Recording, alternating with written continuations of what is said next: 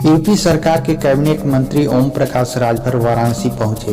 उन्होंने समाजवादी पार्टी के अध्यक्ष अखिलेश यादव के आरोपों पर तीखा पलटवार किया है। राजभर ने कहा कि अखिलेश यादव हताश और निराश हो गए हैं और हार से पहले ही वे अपनी भूमिका बना रहे हैं। उन्होंने यह भी कहा कि अगर कोई फर्जी आईडी लेकर जाएगा तो उसे चेक किया जाएगा। राजभर का कहना है कि यह सब बयानबाजी इसलिए हो रही है क्योंकि अखिलेश यादव हारने वाले हैं और इसलिए वे अनर्गल बयान दे रहे हैं। बिहार चुनाव की तैयारी में ओम प्रकाश राजभर ने कहा कि हमेशा चुनावी मूड में रहता हूँ। उन्होंने कहा कि बिहार में चुनाव होने जा रहा है जो 6 महीने बाद होगा। उन्होंने कहा इस समय हम बिहार में सबसे ज्यादा काम कर रहे हैं। उन्होंने कहा कि जब भी चुनाव का ऐलान होता है हम अपनी मतदाताओं के बीच में पहुंच जाते हैं।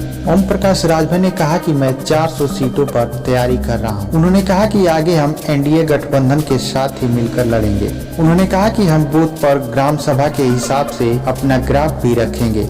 ममता कुलकर्णी पर पूछे गए बयान पर कहा कि वहां आपको भी बैठा दिया जाएगा तो आप भी महामंडलेश्वर बन जाएंगे। उन्होंने कहा कि महामंडलेश्वर कैसे बनी यह जांच का विषय है, कोई पैसा लेते देते में नहीं दिखाई दिया है।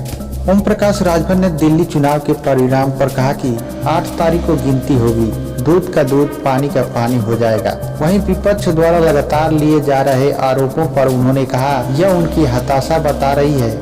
उन्होंने कहा कि पूरे चुनाव में कांग्रेस लड़ाई से बाहर है, बीजेपी और आम आदमी पार्टी वहां लड़ाई लड़ रही है। उन्होंने कहा कि केजरीवाल हताशा, निराशा और आशा सभी कुछ बोल रहे हैं। मिल्कीपुर के चुनाव पर ओम प्रकाश राजभर ने कहा एनडीए प्रत्याशी के पक्ष में है। उन्होंने कहा कि यहाँ भी हताशा और निराशा विपक्ष के लोगों में है। उन्होंने कहा मिल्कीपुर में सत्ता पक्ष के लोग दुधारू गाय लेकर घूम रहे हैं। उन्होंने कहा विपक्ष के पास ठाठ गाय है।